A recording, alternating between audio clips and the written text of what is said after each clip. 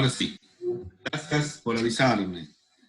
Son esas cosas que uno no se acostumbra. Entonces, les decía que si ustedes llevan esta masa, asumiendo que es un borrador, por ejemplo, desde la parte superior a la parte inferior, el trabajo que hace el peso es positivo y pierde energía potencial, porque sobre la mesa tenía una cierta energía potencial gravitatoria con respecto al piso, en el piso ya no la tiene. Y si al revés, si ustedes desde el piso lo llevan hacia el borde de la mesa, al borrador, el trabajo que hace la fuerza peso es negativo, porque el desplazamiento tiene sentido contrario, pero gana energía potencial. Entonces, cuando el trabajo de la fuerza conservativa es positivo, pierde energía potencial o disminuye. Y cuando es negativo, aumenta. Eso está expresado acá. Trabajo para ir desde A hasta B igual a menos la variación de energía potencial. Es menos la energía potencial de B menos la de A, que lo podemos escribir en función ya, como si fuera hablando de carga eléctrica, Q sub 0 por E por I sub A menos I sub B. ¿No es cierto? Entonces, esto es lo importante. El trabajo de una fuerza conservativa, en este caso la fuerza eléctrica, para llevar una partícula cargada desde A hasta B, es igual a menos la variación de su energía potencial eléctrica. Bueno, y este dibujito que está acá es más de lo mismo, ¿no? Ya lo vimos.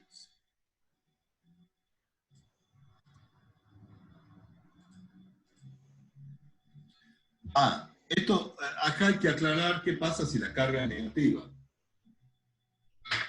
Bueno, si la carga es negativa, la energía potencial aumenta cuando se mueve a favor del campo y disminuye cuando se mueve en contra del campo. Entonces, se está moviendo en... el campo eléctrico va para acá. Esto está puesto al revés. Bueno, el trabajo es positivo, la energía potencial disminuye. Claro, cuando es negativa. Lo que pasa es que cuando es negativa la carga, ya tenemos que tener en cuenta que hay una de atracción y no de repulsión. Entonces, el fenómeno se verifica igual con una carga negativa, pero la energía potencial aumenta cuando se mueve a favor del campo y disminuye cuando se mueve en contra del campo. Pero es perfectamente, es similar al caso de la, o sea, no importa si la carga es positiva o negativa. El trabajo igual a menos la variación de energía potencial se cumple. El trabajo de la fuerza conservativa. Bueno, eso es lo que dice acá. Sigamos. Entonces, ya que tenemos idea qué es la energía potencial asociada a un campo eléctrico continuo, veamos qué pasa cuando tenemos uniforme, quise decir, cuando tenemos un par de cargas puntuales, ¿no?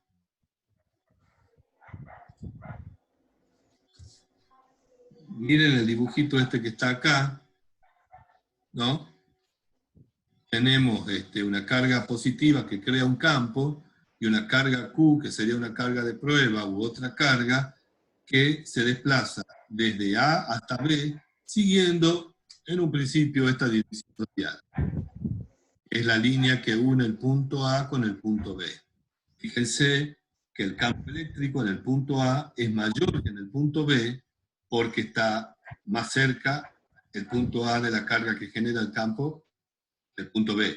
Y el campo eléctrico A, esto sería la fuerza por unidad de carga, o sea, el campo eléctrico por unidad de carga sería la fuerza que experimenta esta partícula en este punto, y en B experimenta, o sea, diferente, o sea que la fuerza varía con el tiempo, varía con la posición, ¿no? Entonces, la fuerza sobre la partícula A debido a Q sería 1 sobre 4 0, que sería K, Q por Q sub 0 sobre L cuadrado, donde L es una distancia genérica. Esa sería la fuerza que aparece sobre la carga Q sub 0. Bueno, si las cargas tienen signo distinto, la fuerza de repulsión y la fuerza es positiva. Si las dos cargas tienen signo opuesto, la fuerza es de atracción y la fuerza es negativa. La fuerza no es constante, lo que yo les decía recién, durante el desplazamiento, y para calcular el trabajo vamos a tener que integrar desde A hasta B. Entonces, si tienen alguna duda, me avisan, ¿no? El trabajo para ir de A hasta B va a ser igual, por definición, a la integral entre RB, que es la posición final, y RA, que es la posición inicial, de F de R por dr. Ya sabemos que entre F, R y dr el ángulo es 0. En vez de poner FR, ponemos lo que vale, sacamos fuera del signo integral lo que es constante, Q sub 0, R cuadrado y 1 sobre 4 pi 0, y la integral de dr sobre R cuadrado es menos R, 1 sobre R. Reemplazando y resolviendo, nos queda que el trabajo para ir de A a B efectuado por la fuerza eléctrica es igual a una constante, 1 sobre 4 epsilon 0 Q por Q sub 0, 1 menos RA menos 1 sobre RB. Ese sería el trabajo. Y fíjense una cosa, el trabajo depende solamente de RA y de RB y no del camino seguido. Lo que está demostrando que la fuerza R, la fuerza eléctrica, es una fuerza conservativa. Todas las fuerzas que no son conservativas, que no sean conservativas, son no conservativas. Por ejemplo, la fuerza de roce y cualquier otra fuerza que no cumpla con la condición para que una fuerza sea conservativa, ¿no? Entonces, si nosotros consideramos ahora un desplazamiento un poquito más general, ya no a lo largo de la dirección radial, sino siguiendo una curva cualquiera, y nos fijamos en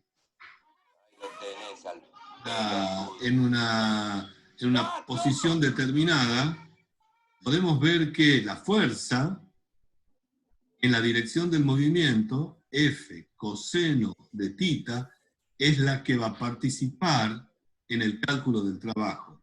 La otra, la que es F seno, que es perpendicular al desplazamiento, no realiza trabajo, ¿no? Eso ya nos da una pista de que el trabajo no va a depender del camino que siga esta partícula.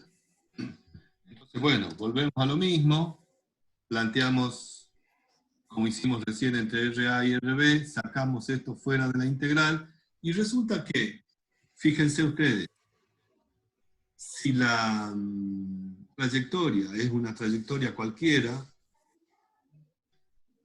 las que hay de las infinitas que puede haber, el trabajo solo depende de las posiciones iniciales y finales.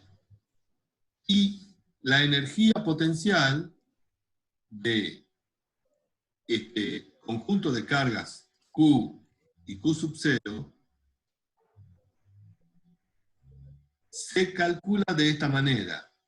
¿Cómo llego de esta expresión que está aquí arriba, que es el trabajo, a esta otra? Bueno, yo fijo una posición genérica RA igual a R y hago que RB tienda a infinito. O sea que la carga Q esté lo suficientemente lejos como para que RB, mejor dicho, que la posición final sea infinito. O sea, en el infinito fijo que el trabajo vale 0.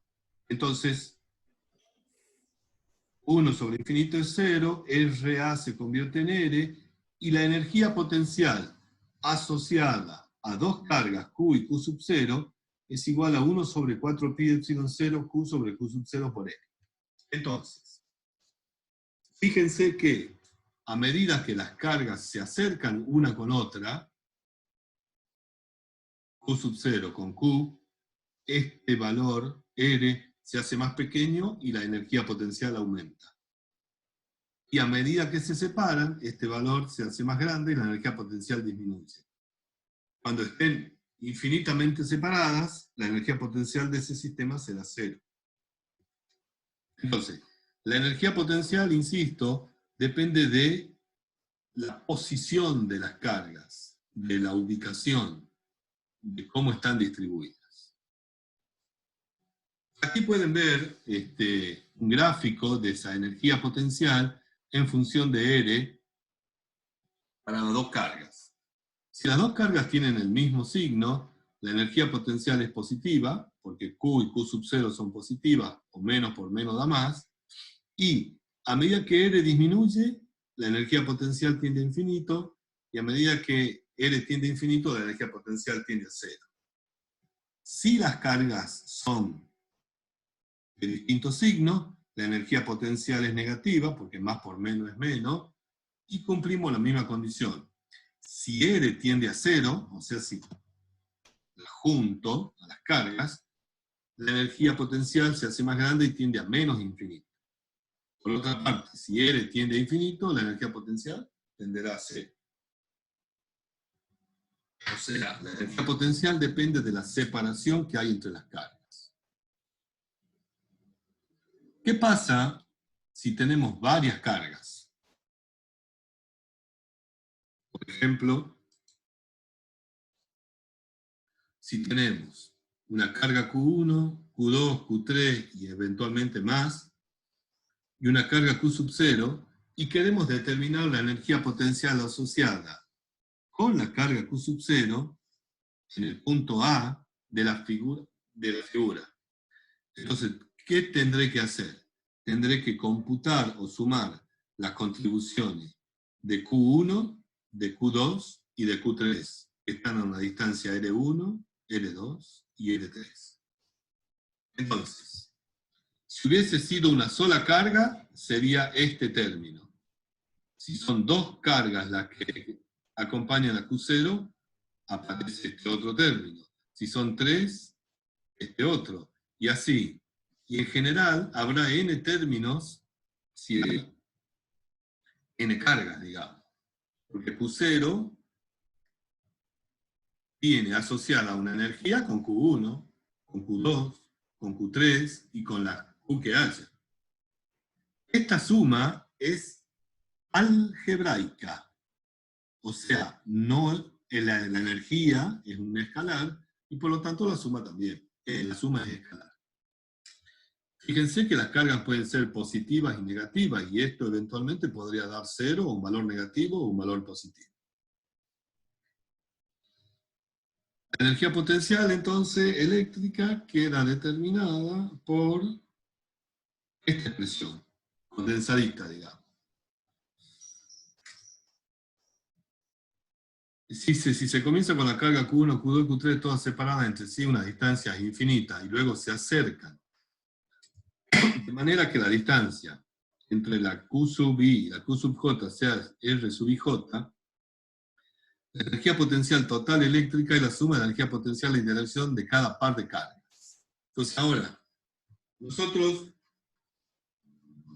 hemos calculado la energía potencial asociada con Q0. Pero ¿qué pasa entre Q1 y Q2, entre Q1 y Q3, entre Q3 y Q1? Bueno, si yo quiero toda la configuración energética de ese sistema, voy a tener que hacer no tan solo esta sumatoria, sino la que está aquí abajo, para computar la contribución de todas las cargas. Ya no con Q0, sino entre todas ellas.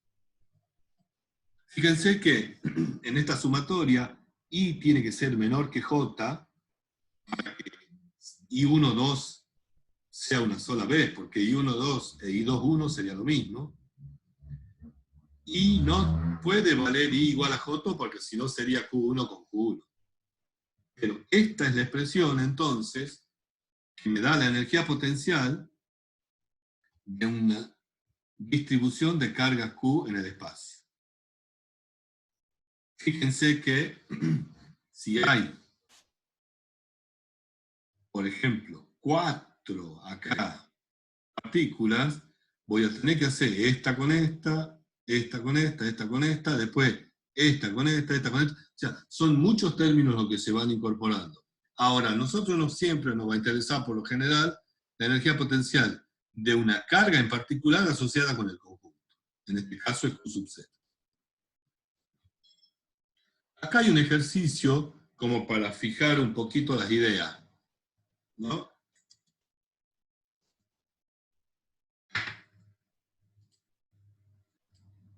Tenemos, dice, dos cargas puntuales se localizan en el eje X. Q1 está en X igual a 0 y Q2 está en X igual a E, en X igual a A. Dice, determine el trabajo que debe realizar una fuerza externa, alguien de afuera que la haga, para llevar una tercera carga puntual Q sub 3 igual a más E, desde el infinito hasta X igual a 2A. O sea, la traemos desde el infinito hasta acá, hasta este punto. Y queremos determinar qué trabajo hay que hacer, primero. Y después, qué energía potencial tiene el sistema una vez que está configurada de esta manera. Entonces, primero tenemos estas dos cargas. Y después traemos una desde el infinito hasta acá. Queremos ver qué trabajo hay que hacer. Bueno, habíamos visto que el trabajo es igual al cambio de la energía potencial. Entonces, es igual a la diferencia entre la energía potencial asociada acá, en X2A, que es la posición final, y la energía asociada al infinito. Entonces, esta es la expresión que tenemos que usar, donde Q0 es Q3, para la energía potencial. Entonces, el trabajo va a ser igual a la energía potencial que tiene la carga Q3 con respecto a Q1 y con respecto a Q2, menos la energía potencial que tiene la carga Q3 en el infinito con respecto a estas dos. Entonces, fíjense, Q3 valía E, de la carga del electrón. Q1 vale menos E. Q1 está a una distancia de 2A de Q3 y Q2 está a una distancia A de Q3. Si yo hago los cálculos, me da un trabajo positivo. En este caso, sale, bueno, es E cuadrado sobre 8 pi epsilon 0 por A. ¿Por qué el trabajo es positivo? Porque la fuerza externa tuvo que hacer un trabajo positivo desde el infinito hasta X igual a 2A para traerla a la carga. ¿No? Ahora bien, si yo quiero calcular la energía potencial del sistema ya con esta configuración, tendré que usar esta expresión. Y bueno, Q1 con Q2, Q1 con Q3 y Q2 con Q3. Acá están las carguitas en la distribución final. Reemplazo los valores. Esto es un poco tedioso, digamos, pero bueno, Q1 es menos E, Q2 es E, Q1, Q3, etc. Reemplazo la distancia que hay de 1 a 2, que es A, la otra es 2A, esta es A de vuelta, sumo, y me da que la energía potencial asociada a esta distribución de carga es negativa. El resultado negativo de esto indica o significa que el sistema en esta configuración tiene menos energía potencial que la que tendría si las tres cargas estuvieran infinitamente alejadas. Una fuerza externa tendría que hacer un trabajo negativo para traerlas del infinito y acomodarlas en su arreglo, y trabajo positivo para llevarlas de regreso al infinito. Entonces, las cargas cuando estaban separadas tenían una configuración energética mayor que las que tienen ahora cuando se han juntado.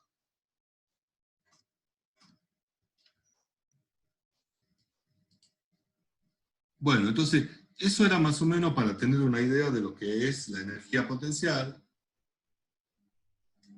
que como les digo, es la energía, en este caso potencial eléctrica, asociada a un sistema de carga, a su ubicación en el espacio, a su disposición.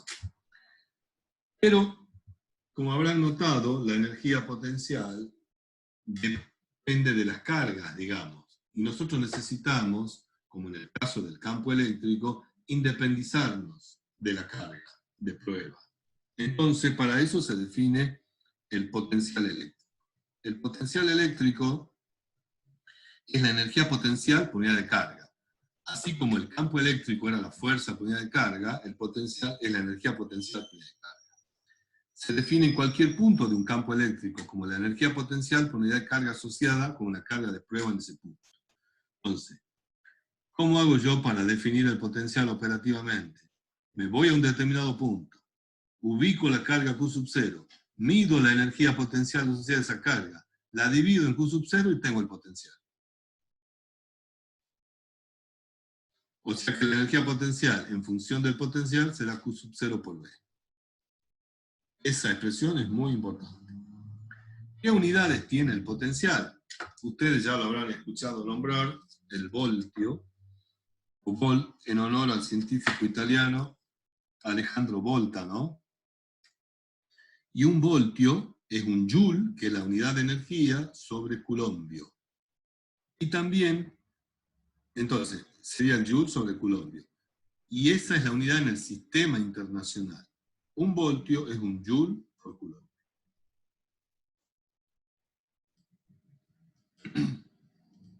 Bueno, entonces, recordando que el trabajo para llevar una partícula cargada de A hasta B era igual a menos la variación de energía potencial, ahora dividamos en Q sub 0 la energía potencial para obtener el potencial, hagamos algunos pasos matemáticos y vemos que el potencial de A menos el potencial de B es igual a la energía potencial por unidad de carga, o al trabajo por unidad de carga. ¿Cómo se entiende esto? Entonces, el trabajo realizado por unidad de carga por la fuerza eléctrica cuando un cuerpo con carga se desplaza de A a B es igual al potencial de A menos el potencial de B.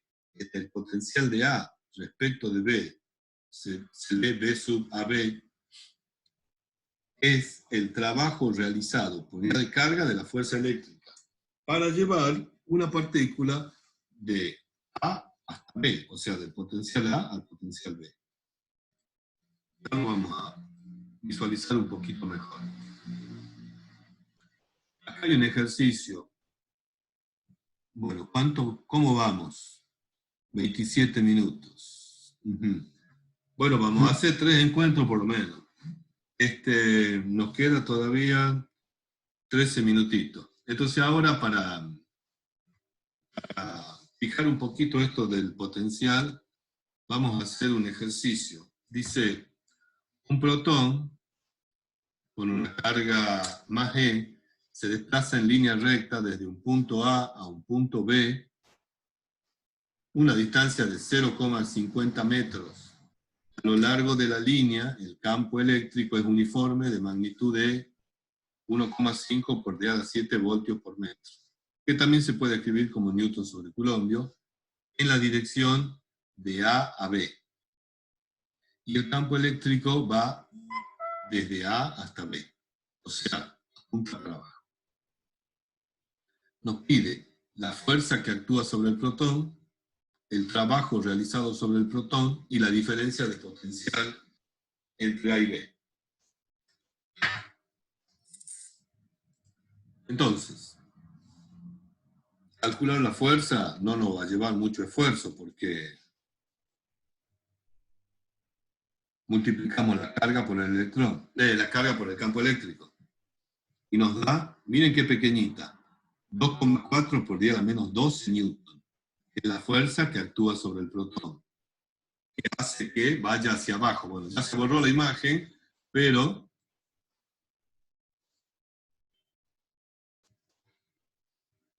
esta fuerza lo impulsa el electrón desde la placa positiva a la placa negativa. Si quiero calcular el trabajo, y bueno, tengo que multiplicar la fuerza por el desplazamiento. 1,2 por 10 a la menos 12 joules.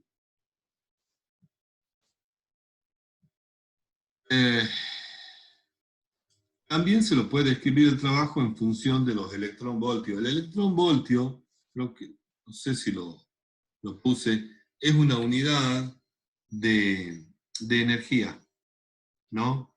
Es la energía que tendría una carga de un electrón si está expuesto a una diferencia de potencial de 1 voltio. Y es 1,6 por 10 a la menos 19 joules.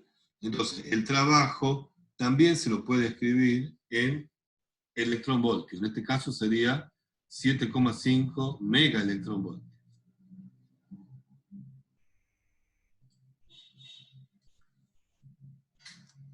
Por otra parte, la diferencia de potencial, ¿se acuerdan? No era otra cosa que el trabajo por unidad de carga.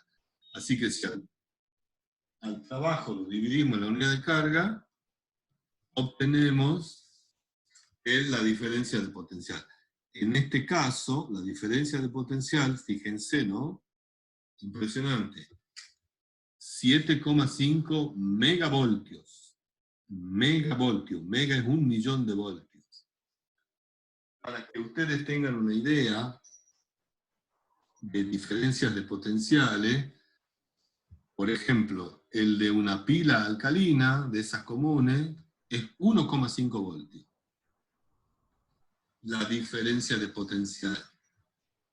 La diferencia de potencial que hay entre los bornes de los tomacorrientes de su casa es de 220 voltios.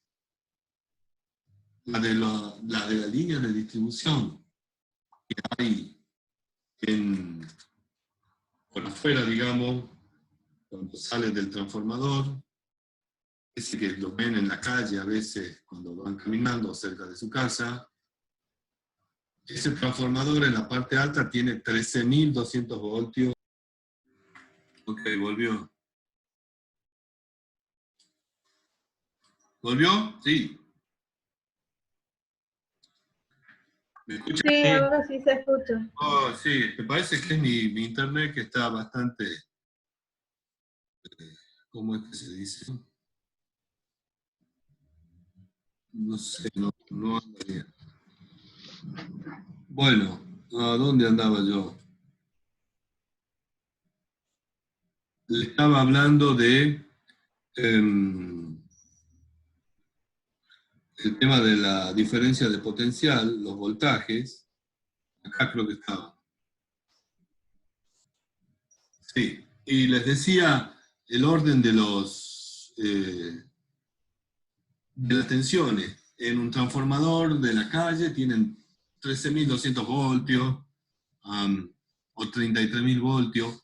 Esas líneas que ven por la ruta de alta tensión son de 132.000 voltios, 132K kilovoltios, y hay líneas, por ejemplo, esas que cuando van a las termas ven muy grande, que terminan o que llegan hasta el rancho. Esa tiene 500.000 de voltios, entre fase y fase, 500.000 voltios, y sé de líneas que tienen 1.000.000 de voltios, creo que en Rusia. Esta diferencia de potencial entre 0,50 metros es 7,5 megavoltios, y bueno, no sé si es posible realizarlo prácticamente, ¿no? Porque una diferencia potencial tan grande puede producir un arco eléctrico.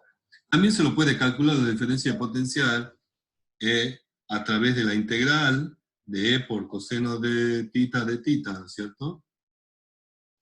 Fíjense que en vez de dividir el trabajo en la carga, multiplicamos el campo por la distancia y el valor es el mismo.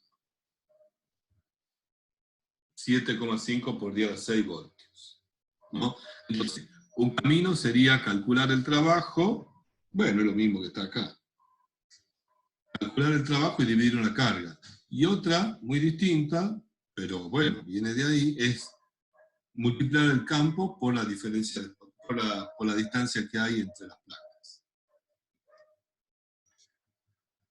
Ok, lo que les decía recién yo, acá hay el potencial de una batería entre los bornes es 1,5 voltios para una batería alcalina común.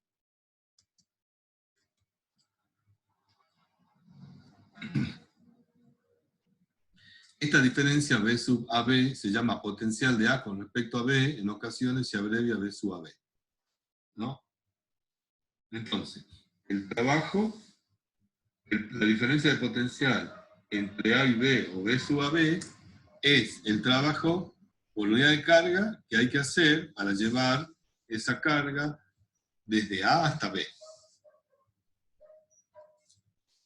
Ese potencial es, bueno, es lo que les decía, es igual al trabajo realizado por la fuerza eléctrica cuando una unidad de carga se desplaza de A hasta B. ¿Con qué se miden los potenciales? O las diferencias de potenciales, mejor dicho, con los voltímetros, ¿no? El voltímetro es un aparatito que mide diferencia potencial. Acá hay uno para muestra analógico de aguja que tiene de 0 a 300 voltios. Se ve que la escala no es lineal. Estos son instrumentos de bobina móvil e imán permanente y son analógicos, ya casi no se usan, ¿no? Ya todo lo que viene ahora es digital. Pero bueno, como para mostrar lo que es un voltímetro. Normalmente los multímetros que hay ahora, todos tienen la posibilidad de medir diferencias de potencial o voltaje.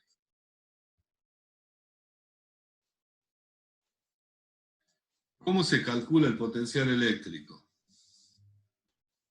Y bueno, hemos dicho que el potencial eléctrico es la energía potencial por unidad de carga. Entonces, yo mido la energía potencial en un determinado punto del espacio donde la llevo a la carga Q sub 0. Lo divido en Q sub 0 y me queda esta expresión. El potencial eléctrico en un determinado punto del espacio, debido a la presencia de un campo eléctrico, es 1 sobre 4 pi epsilon 0, Q, que es la carga que crea el campo, sobre R. R es la distancia de la carga puntual al punto donde yo estoy calculando el potencial. El potencial es también un campo, pero en vez de ser un campo escalar, es un campo vectorial. En vez de ser un campo vectorial, es un campo escalar.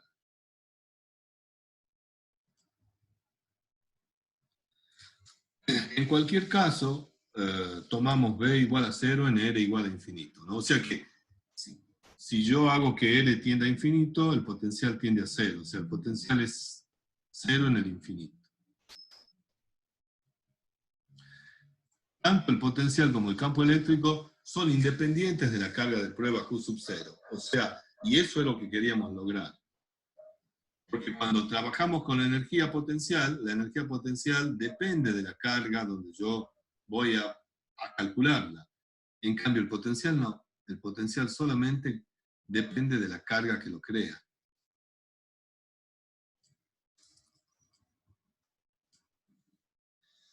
Y acá tienen una forma de calcular el potencial referido a un punto del espacio de ya una distribución discreta de carga. O sea, ya no hay una sola carga, sino hay n cargas.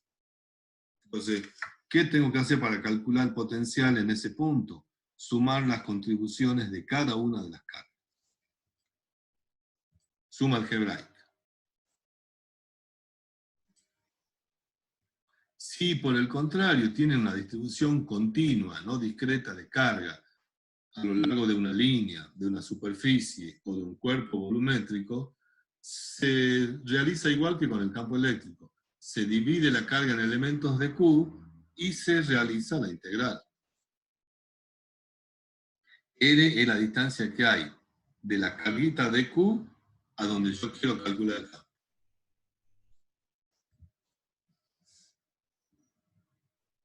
Bueno, ya estamos promediando la segunda.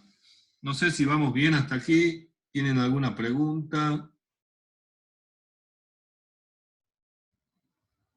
Si es que me están escuchando. Sí se escucha, profe.